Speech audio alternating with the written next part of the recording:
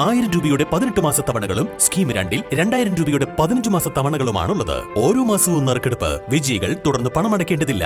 Anupama gold gallery, golden diamond, Edavanna, Thiruvali, Othayi.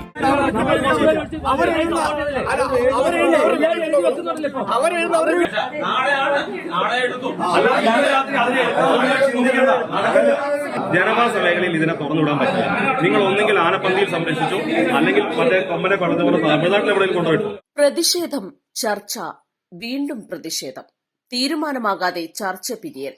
ആശങ്കയുടെ മണിക്കൂറുകളിലൂടെയാണ് Vettilappara, Odakkayam, കുരങ്കല്ല് പ്രദേശത്തുള്ളവർ കടന്നുപോയത്. ജീവനും സ്വത്തിനും ഭീഷണിയായി മാറിയ ആനക്കൂട്ടത്തിന് പിന്നാലെയായിരുന്നു ബുധനാഴ്ച കുരങ്കല്ലിലെ ജനങ്ങൾ. വീട്ടുമുറ്റത്തെത്തിയ ആനക്കൂട്ടത്തെ തുരത്തിയോടിക്കുന്നതിനിടയിലാണ് വ്യാഴാഴ്ച പുലർച്ചെ ആന കിണറ്റിൽ വീണത്. കൂരങ്കല്ല് അങ്കണവാടിയുടെ 50 മീറ്റർ അകലെയുള്ള കിണറ്റിലാണ് ആന വീണത്.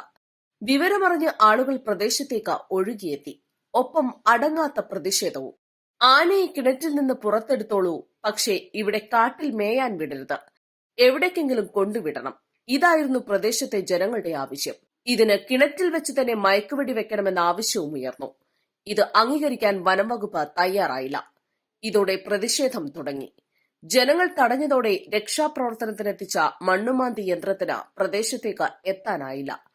നിലമ്പൂർ ACF അനീഷ സിദ്ദീഖിന്റെയും കൊണ്ടോട്ടി DYSPയുടെയും നേതൃത്വത്തിൽ പ്രശ്നപരിഹാരത്തിന് യോഗം ചേർന്നു.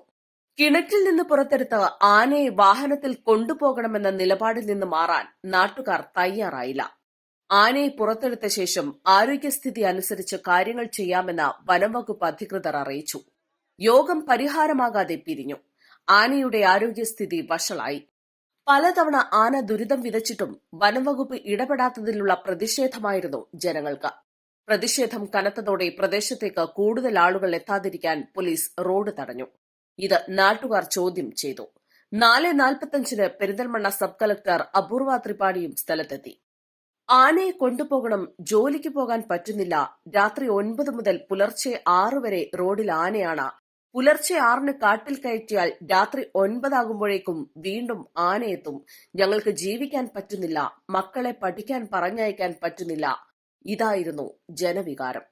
നാട്ടുകാരുടെ ആവശ്യം അംഗീകരിച്ച ചർച്ചയ്ക്കൊടുവിൽ രാത്രി 10-നാണ് ആനയെ പുറത്തെടുത്തത്. East live, Areekode.